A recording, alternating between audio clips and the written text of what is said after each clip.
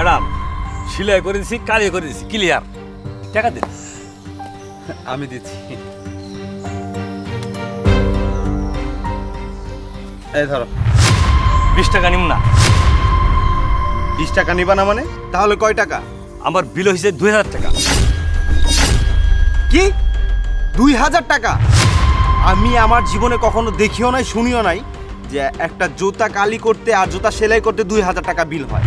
2000 টাকা কোন হিসাবে তুমি আমার কাছে চাও? জুতা সেলাই করা 1000 টাকা আর কালি করা 1000 টাকা। আরে তুমি কি পাগল হয়েছো নাকি? এই যে জুতা তুমি সেলাই করেছো, কালি করেছো, সেই জুতা কিনতেই তো আমার 700 টাকা লাগছে। সাহেব আপনি যতই কর না কেন, 2000 টাকার থাকে 1 টাকা আমি কম নিব না। দেখো, আমি তোমার সাথে এতক্ষণ ভালোভাবে ব্যবহার করেছি, তুমি কিন্তু আমার ধৈর্যের বাঁধ ভেঙে দিয়েছো। তোমার সাথে কিন্তু খারাপ আচরণ করতে বাধ্য হব। আরে একটা জুতা কালি আর সেলাই করতে 5-10 টাকা, আমি তোমাকে খুশি হয়ে 20 টাকা দিয়েছি, সেটা না নিয়ে তুমি আমার কাছে কোন হিসেবে 2000 টাকা চাও?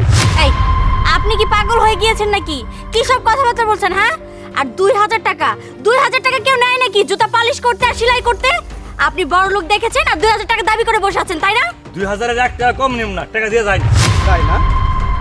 দাঁড়া, তোকে 2000 টাকা আমি দিচ্ছি, সমস্যা নেই। 1000, এই নে 2000 টাকা। তোর মতো ছোট লোককে কিভাবে শিক্ষা দিতে হয় সেটা আমার অনেক ভালো করে জানা আছে। আজলামি করিস তুই আমার সাথে না?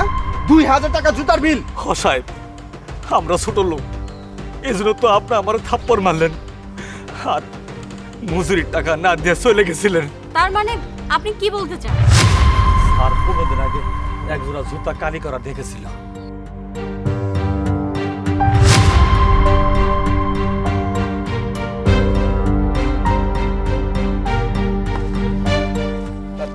চাচা, জুতা পালিশ করা শেষ হয়েছে? হ্যাঁ, আর জোড়া পালিশ করা শেষ। নেন। দেন। হ্যালো, এই আসছি।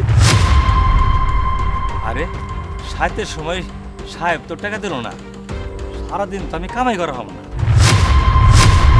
হ্যাঁ? জুতার মতো তো আমি 2000 টাকা রাখছিলাম, আরে হেডেও তো নিয়ে গেল গা।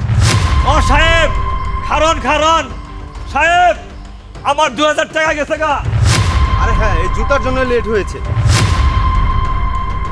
রাখতো, তোকে পরে কল করছি।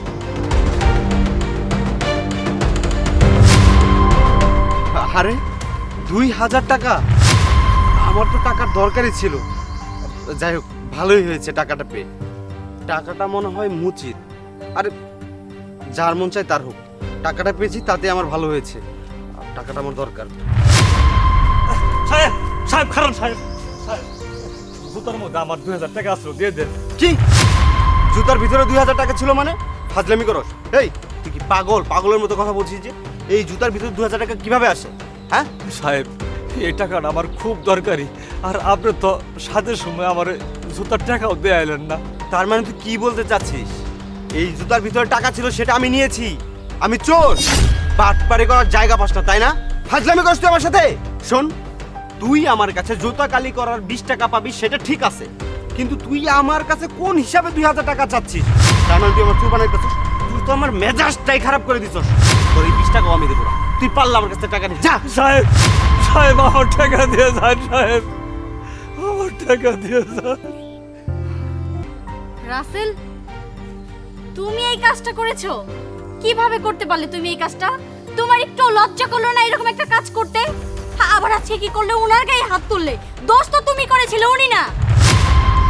কবিতা, আসলে আমার ভুল হয়েছে চাচা। আসলে আমি একটা ভুল করে ফেলেছি, আপনি আমাকে মাফ করে দিবেন। সত্যি আমি টাকাটা সেদিন নিয়েছিলাম, আসলে টাকাটা আমার দরকার ছিল, সেজন্য আমি আপনাকে ফেরত দিইনি। কিছু মনে করবেন না, আমি আপনাকে টাকাটা দিয়ে দিচ্ছি।